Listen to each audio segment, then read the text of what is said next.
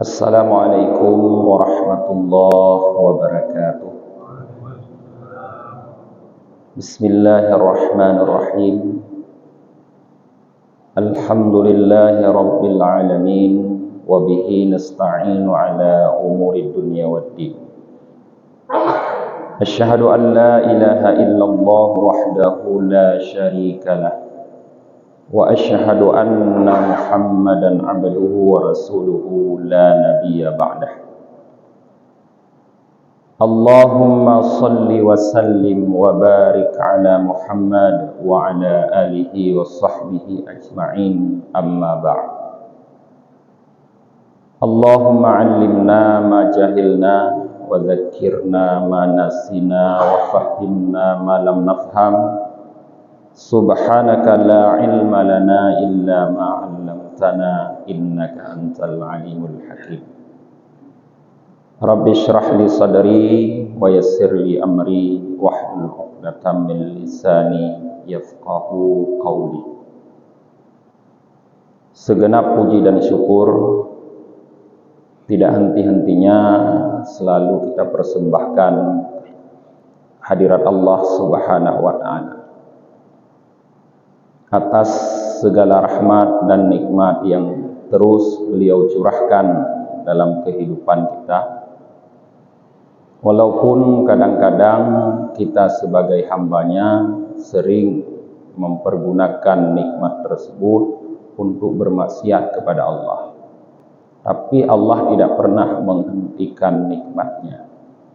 Begitu pemurahnya Allah Subhanahu wa taala kepada kita. Kemudian salah dan salam kita doakan kepada Allah agar terus tercurah kepada baginda Nabi Muhammad sallallahu alaihi wasallam, kepada keluarga dan para sahabat beliau sekalian. Yang kami muliakan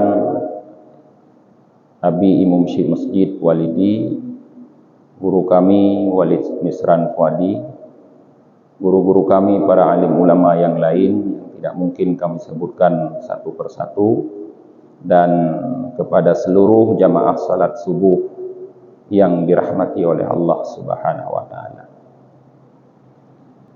Jamaah yang dirahmati oleh Allah Subhanahu wa taala, pada pagi ini kami mengajak kita sambil beriktikaf di dalam masjid untuk merenungi sedikit beberapa renungan yang akan kami sampaikan. Disebutkan oleh sebahagian ahlul hikmah, yang bagi ghammul ahya'i fi hadhil khamsah. Orang-orang yang hidup sepantasnya gelisah, gundah, atau galau terhadap 5 perkara. Jadi di sini para ahli hikmah mengajak kita untuk gelisah, untuk galau, untuk merasa gundah, susah terhadap 5 perkara. Berbicara tentang gundah, gelisah, dan galau, ini persoalan yang sering terjadi, sering kita rasakan.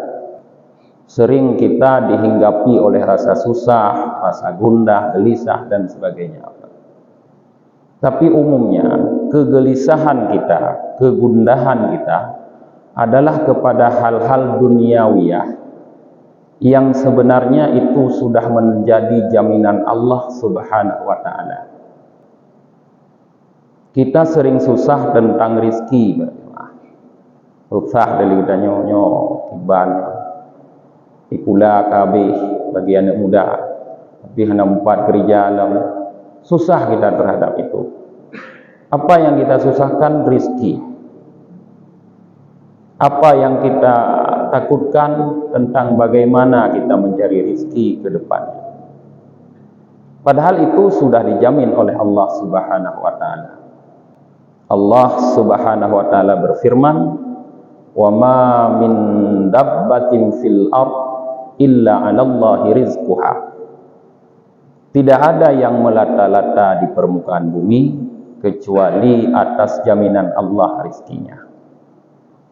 Nah, artinya kegelisahan dan kegundahan kita selama ini tidak pada tempatnya. Maka ahlul hikmah ingin mengarahkan kita agar kegelisahan itu yang lumrah terjadi, agar kegundahan itu yang pasti terjadi dalam kehidupan ini, dia berada pada tempat yang sepatutnya. Maka mereka menggunakan kalimat yang bagi. Seharusnya, sepatutnya kita gelisah kepada 5 perkara. Apa 5 perkara tersebut? Yang pertama, dunubul madiyah, dosa-dosa yang lalu. Coba para jamaah kita ingat, semenjak kita balik sampai dengan saat ini, betapa banyak dosa yang sudah kita lakukan, baik kepada Allah Subhanahu wa ta'ala ataupun sesama kita makhluk Allah. Baik dosa itu kecil ataupun besar, baik dosa itu kita sengaja ataupun tidak kita sengaja, baik karena kita ketahui ataupun karena tidak kita ketahui. Yang pasti kita sudah pernah dan bahkan banyak melakukan dosa-dosa. Li'annahu qad adnaba dunuban. Banyak kita sudah melakukan dosa. Tetapi yang perlu kita khawatirkan para jemaah, dari dosa-dosa yang kita lakukan itu, walam yatabayyan lahul af, belum ada kejelasan, belum ada jaminan dosa-dosa tersebut telah terampuni, telah termaafkan.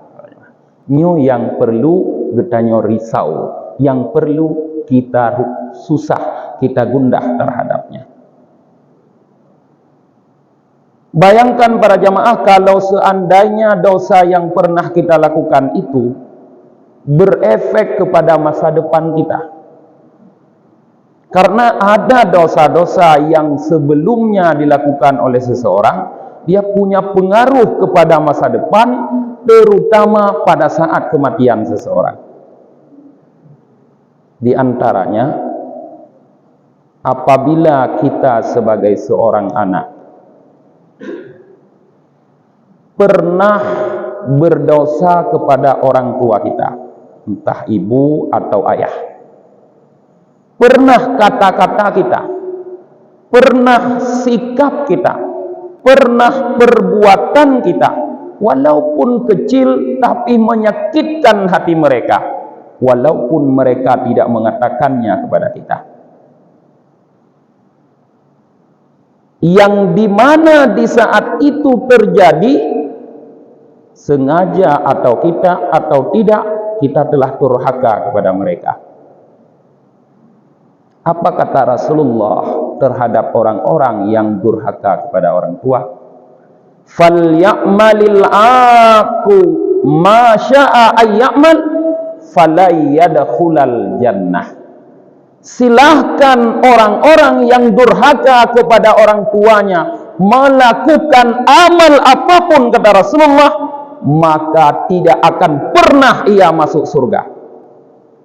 Rasulullah menjamin orang yang durhaka kepada orang tua tidak akan pernah masuk surga.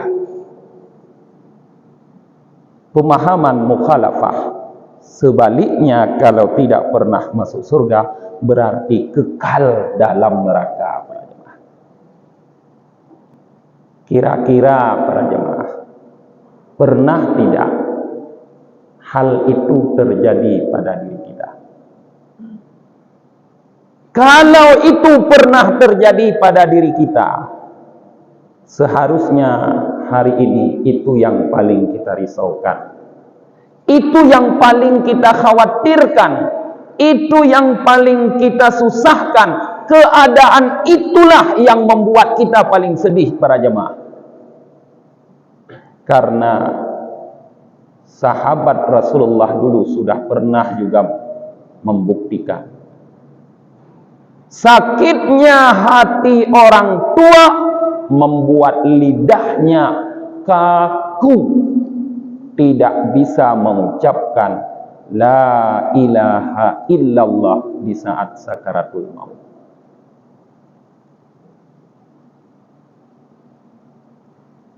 Contoh yang lain, dosa yang lain para jemaah. Dalam Al-Quranul Karim, surah An-Nisa ayat yang ke-14, Allah Subhanahu wa taala berfirman, "Wa may ya'sillaha wa rasulahu wa yata'adda hududahu yudkhilhu naran khalidan fiha wa lahu 'adzabun muhin." Siapa saja yang bermaksiat kepada Allah dan Rasulnya dan melangkahi aturan-aturan Allah, orang tersebut dimasukkan oleh Allah ke dalam neraka dan ia kekal di dalam neraka, dan baginya azab yang menghinakan.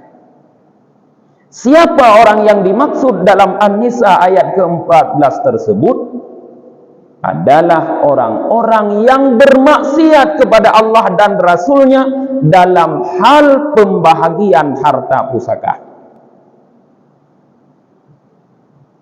Setelah orang tuanya meninggal, orang tuanya meninggalkan pusaka berupa harta. Orang tuanya meninggalkan ahli waris berupa anak dan yang lain-lainnya.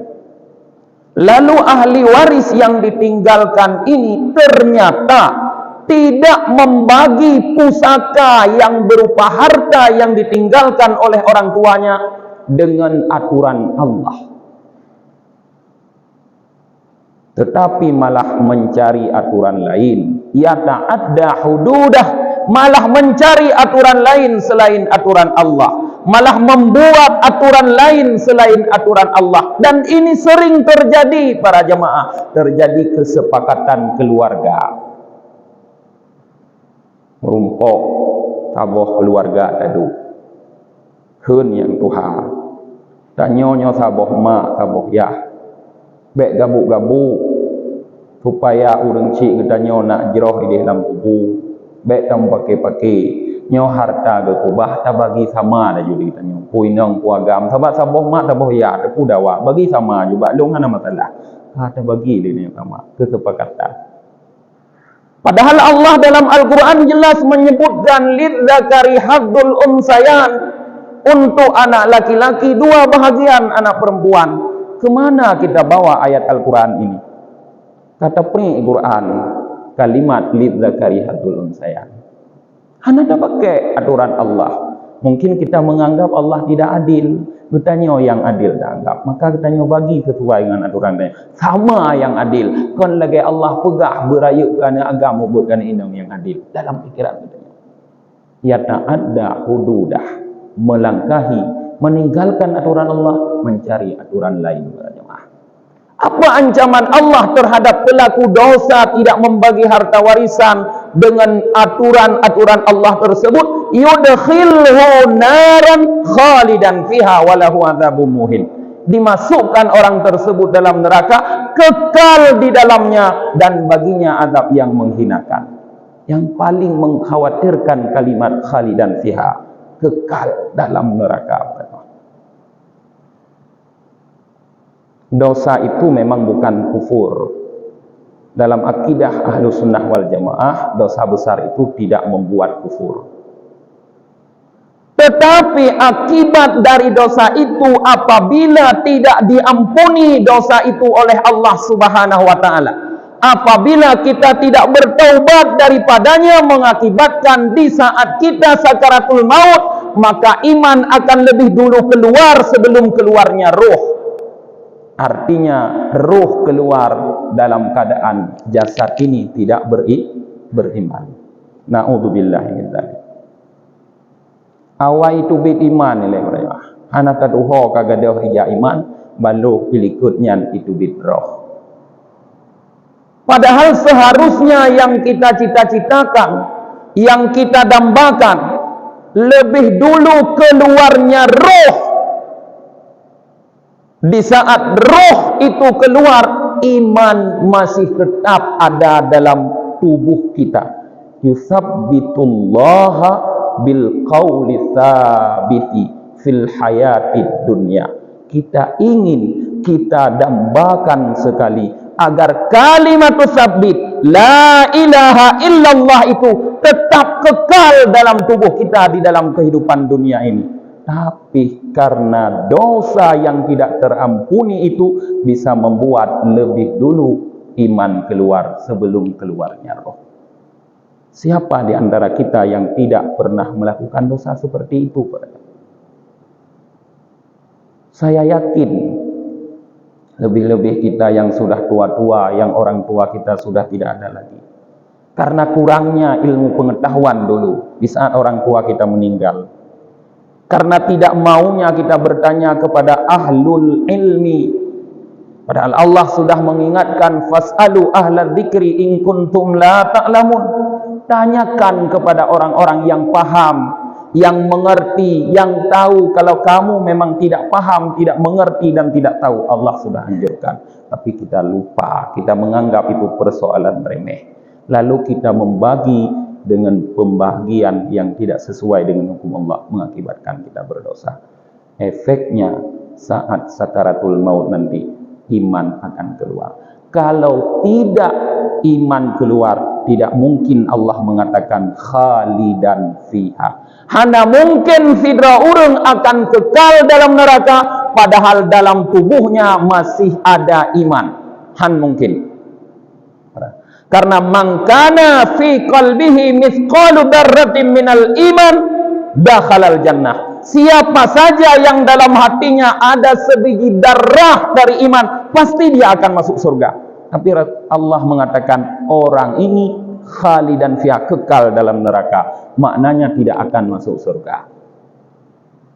Ini yang seharusnya kita perlu gundah dan gelisah terhadapnya.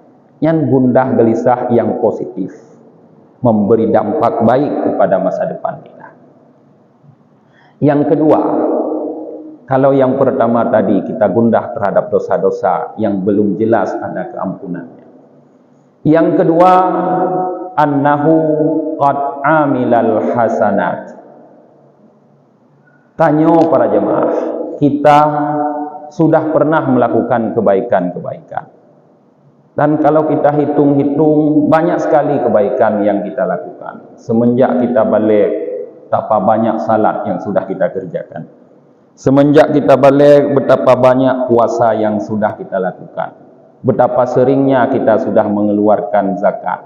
Betapa seringnya juga mungkin sebahagian dari kita sudah bolak-balik ke tanah suci melakukan umrah dan ibadah haji. Dan kebaikan-kebaikan yang lainnya.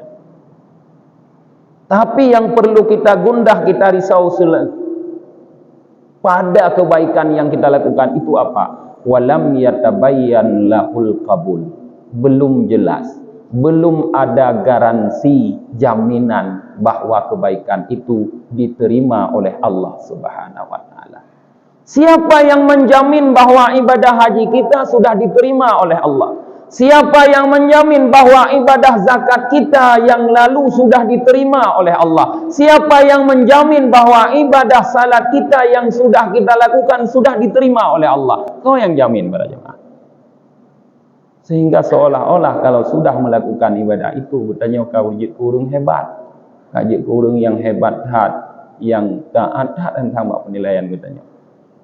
Adakah pernah Allah Subhanahu wa taala memberikan jaminan bahwa ibadah itu sudah diterima? Hana. Coba koreksi kembali al-hasanah, kebaikan-kebaikan yang kita lakukan itu. Misalnya zakat yang sudah pernah kita bayarkan. Koreksi kembali zakat itu banyak. Banyak harta yang kita keluarkan demi mengeluarkan zakat. Apalagi yang usahanya besar-besar, 2,5% itu tidak sedikit dari usaha yang besar. kecuali usahanya kecil, dia sedikit. Tapi usaha yang besar tidak sedikit. Kalau ibadah zakat itu keliru, betapa ruginya harta yang kita keluarkan, tapi tidak mendapatkan balasan dari Allah. Ada para ulama yang mengatakan bahwa salah satu tanda kebodohan seseorang, dia membelanjakan hartanya pada sesuatu yang tidak ada pahalanya. Apa tubit harta dia katanya cukup le puluhan juta tak bayi jakut. Ternyata hanya merumpok pahala yang tanda bangai katanya para jemaah.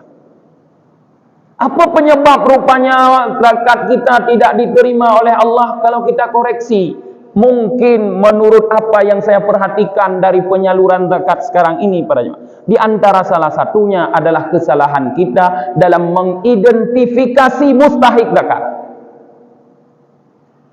Hana betul le katanya tak pilih mustahik zakat. Kenapa? Karena mungkin indikator yang kita gunakan bukan indikator syar'i, tapi indikator logika kita. Kita nyot tanik bayu jakut tak minta urang gatin. Kiban urang gatin? Dah indikator yang kita gunakan untuk mengukur seseorang itu miskin, seseorang itu fakir para jemaah. Sering indikator hana mangat. Handabi hana mangat. Hana mu'o. Indikator perasaan hana mangat, hana mu'o. Padahal Allah Subhanahu wa taala di saat menyebut fuqara wal masakin itu sudah diberikan indikator yang jelas oleh para ulama mana fuqara, mana masakin. Dan indikator itu tidak boleh kita ganti dengan indikator kemiskinan dalam bidang yang lain. Mungkin bak merumpok PKH na indikator ROI, indikator urung merumpok PKH kita. Bak merumpok BPNT, merumpok beruh bantuan dari kantor posnya kena yuknya na indikator ROI, anjut nanya pegot indikator Kementerian Sosial. Munan fit yakut na indikator ROI, indikator Allah yang pegot para ulama sudah menjelaskan anjut kantor-kantor tanya indikator kemiskinan seseorang. Baik dia pegah lu ngasih fit dengku. Toh indikator ROI ngasih. Nya home. Tapi gasin lu. Nya tak pegah. Sehingga dipaksakan dalam kampung itu harus ada orang miskin. Dengan bukti tidak pernah bertanya keluar dari luar kampung. Karena dipaksakan di kampung itu harus ada orang miskin. Bahkan ada kampung-kampung ditna jumlah urang me jakut menyobat surah fitrah, dit nanti urang terimong jakut kembali para jemaah. Tukar umpang dengan katanya. Kira-kira kalau seperti itu para jemaah, amal baik kita diterima oleh Allah Tuhan. Nyo yang harus kita risau. Risaunya kita terhadap amal-amal baik yang sudah kita lakukan ini untuk memberikan dorongan kepada kita memperbaiki kekeliruan-kekeliruan yang ada di dalamnya. Tapi menyoda pegah dan nyo ngabah dari risau susah kusang anak oh deh terima oleh Allah. Tapi yang akan datang tidak ada perbaikan, itu hanya kedustaan belaka. Yang diharapkan risau gundahnya kita terhadap amal-amal yang sudah kita lakukan dahulu memberikan dorongan kepada kita untuk lebih hati-hati, untuk lebih cermat dan lebih memperbaiki amal yang sudah kita lakukan tersebut. Seharusnya ibadah salat ini sudah mengajarkan itu. Kenapa setelah kita Assalamualaikum warahmatullahi Assalamualaikum warahmatullah. Kalimat yang pertama yang keluar dari mulut kita adalah Astaghfirullahaladzim. Kenapa kita mohon ampun kepada Allah? Apakah kita melakukan dosa sebelumnya? Padahal sebelumnya kita melakukan ibadah bukan dosa, tapi kita beristighfar padanya. Itu menunjukkan bahwa kita menyadari, kita risau, kita susah terhadap ibadah salat tadi. Banyak sekali masih ada kekurangan. Maka kita istighfar memohon ampun agar Allah ampuni kekurangan-kekurangan tersebut sehingga Allah terima yang benarnya di dalam salat kita tadi para jemaah. Ini yang kedua. Yang ketiga para jemaah yang seharusnya kita risau terhadapnya adalah annahu ya'lamu bihayatihi fima madha kaifa madha. Seseorang itu sudah sangat mengerti, sudah sangat paham dengan kehidupannya yang sudah lalu, bagaimana ia berlalu. Masa lalu kita mengerti semua. Kiban urojih gedanyo dah doa, gedanyo dah dupu. Jino gop ingin gedanyo baru jino iduri idepu gedanyo sebagai urang god. Idepu gedanyo sebagai urang malim, idepu gedanyo sebagai urang taat. Tapi yang urojih kan doa gop. So yang doa draw. Kita yang tahu bagaimana masa lalu kita. Kalau masa lalu kita tidak baik, karena kita ketahui, kita perbaiki sekarang. Kalau masa lalu itu baik, kita ketahui, lalu kita pertahankan kebaikan itu. Tapi yang membuat kita gundah risau apa para jemaah? Wala yadari kaifa yakuna fil baqi. Yang urajih kata doa, tapi sisa umur kita yang akan datang ini, kita tidak pernah tahu bagaimana kita akan ada di dalamnya. Kalau dulu kita orang yang taat, orang yang baik, alhamdulillah. Tapi siapa yang bisa menjamin bahwa nanti di sisa umur kita akan tetap menjadi orang yang baik, kita tetap menjadi orang yang taat? Siapa yang menjamin para jemaah? Tidak ada jaminan. Hana jaminan. Dengan bukti banyak orang-orang yang dahulunya adalah orang baik, tapi berakhir dengan kejahatan. Di masa Bani Israel dulu terkenal kisah Bal'am bin Bahura. Gure-gure ketemu buat di kampung yang hana tua ceritanya. Bal'am bin Bahura, seorang rahib, seorang pendeta besar di kalangan Bani Israel yang punya pengikut, majelisnya dihadiri oleh puluhan ribu jamaah. Kon di jamaah tanya, kon di jamaah kamu para jamaah. Mungkin Abdul Samad baru sebanding dengan urunyan ni. Hai jamaah Abdul Samad menaji kon malim. Jamaah Abdul Samad mungkin. Hana gure ni obatannya di Aceh yang na jamaah dengan. Tapi Bal'am bin Bahura punya pengikut, punya jamaah setiap pengajiannya puluhan ribu. Tapi siapa yang tahu para jemaah, di saat akhir hayatnya dia kembali kepada Allah dengan tidak berbekal iman. Hati tak fikir hang aurung God, mungkin mati dalam hana God, tapi ternyata mati dalam keadaan hana God. Kita selama ini alhamdulillah sudah menjadi ahlul masjid, orang yang memakmurkan masjid. Selama ini, tapi siapa yang menjamin yang akan datang kita akan terus menjadi ahlul masjid? Tidakkah mungkin kita menjadi pengikut, menjadi orang-orang yang mengikuti sejarah Bal'am bin Bahura? Mungkin saja. Itu yang harus kita khawatirkan. Orang yang sementaranya baik, tapi kemudian berubah menjadi jahat, itu tidak dikehendaki oleh Allah. Yang dikehendaki oleh Allah adalah orang yang istiqamah dalam kehidupannya dari sekarang sampai dia meninggal dalam keadaan taat. Innal ladzina qalu rabbunallah tsumma istaqamu tatanazzalu alaihimul malaikatu alla takhafu wa la tahzanu wa abshiru bil jannati allati kuntum tu'adun.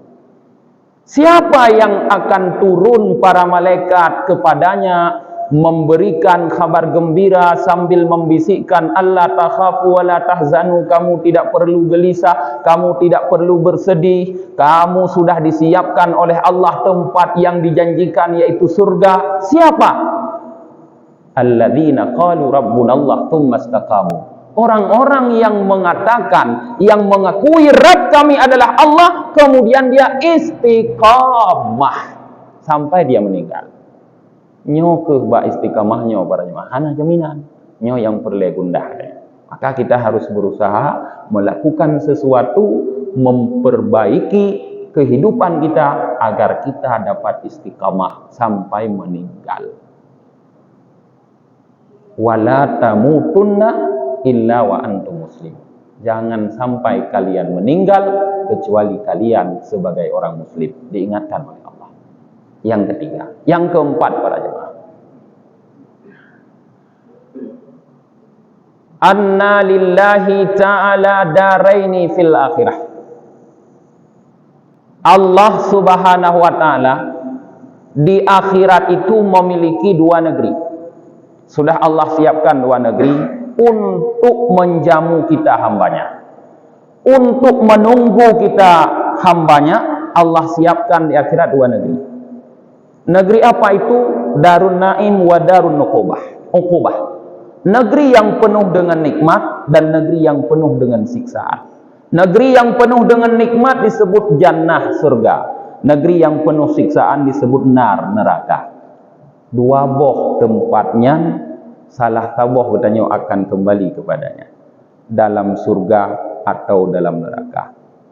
Yang mengkhawatirkan kita, membuat kita gundah gelisah apa? Wala yadri ila ayati daraihi yasiru huwa hana tatuholom. Belum tahu kita para jamaah kemana di antara dua negeri itu kita akan kembali. Ho katanya akan tahu lam surga ku dalam neraka. Hana tatuholom.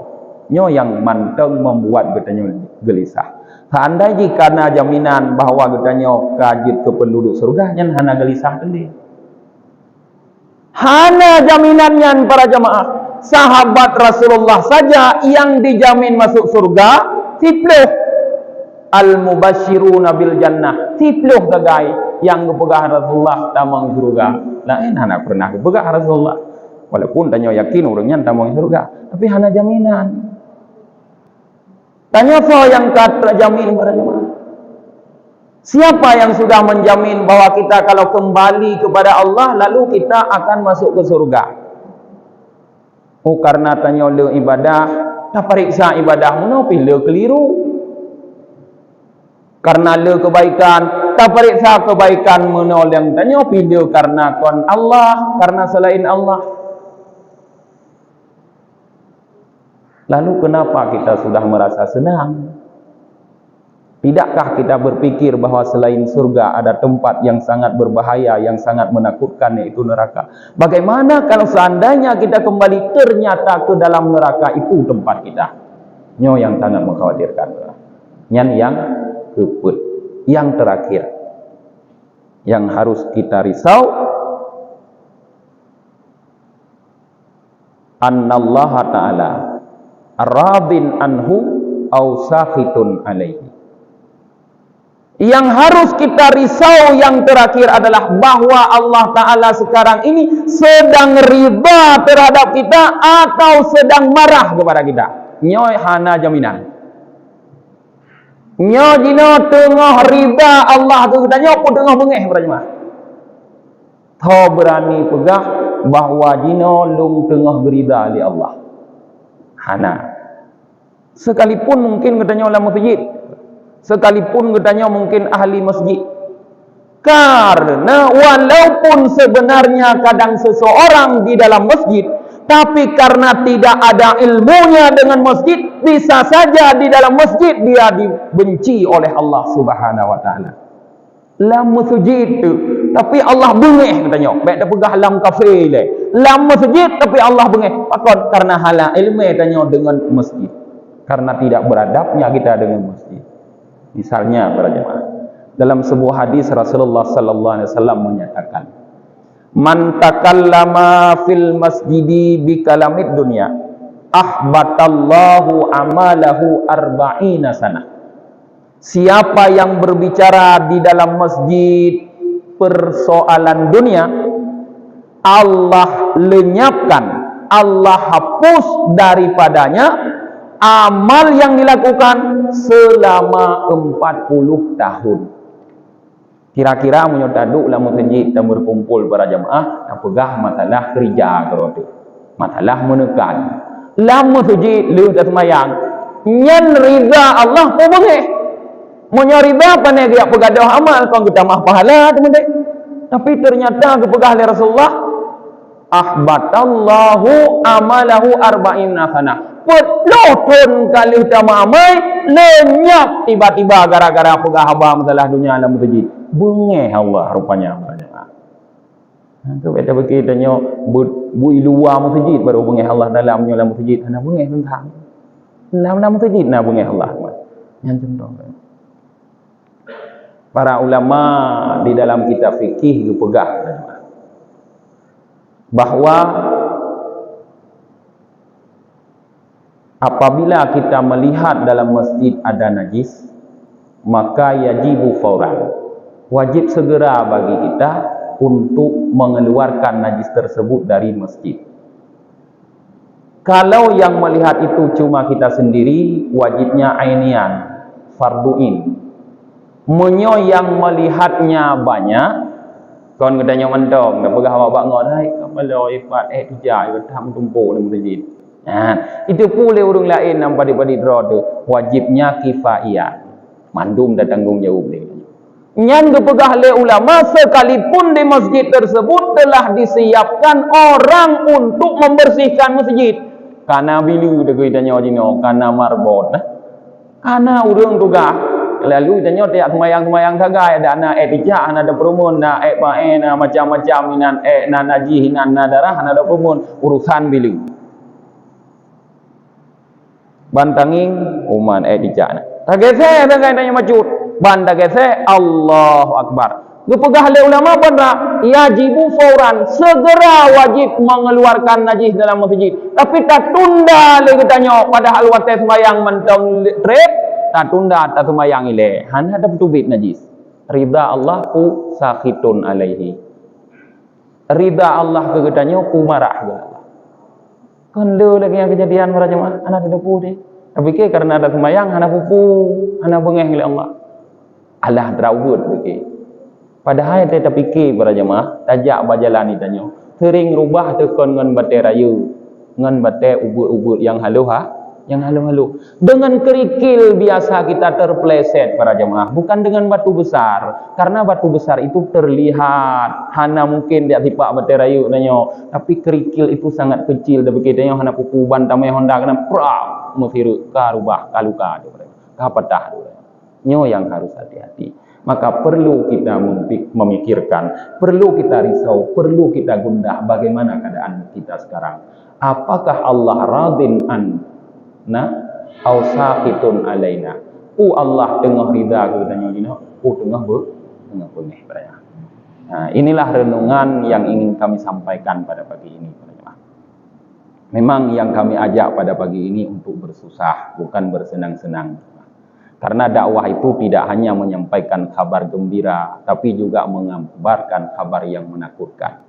Allah Subhanahu wa taala mengutus Nabi Muhammad itu bukan cuma mubasyir, tapi mundir. Bukan hanya memberi kabar gembira, tapi kabar menakutkan. Tapi tidak setiap hari ino kepiyo tanya kan, cuma baru long uronyo yang piyo tengku. Ya, artinya supaya ada keseimbangan, kayak pegah haba mangat tapi gunalah pegah haba takut betul. Mudah-mudahan apa yang saya sampaikan bermanfaat terutama bagi saya sendiri dan kepada para mustami semua.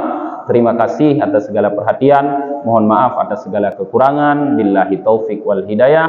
Wassalamualaikum warahmatullahi wabarakatuh.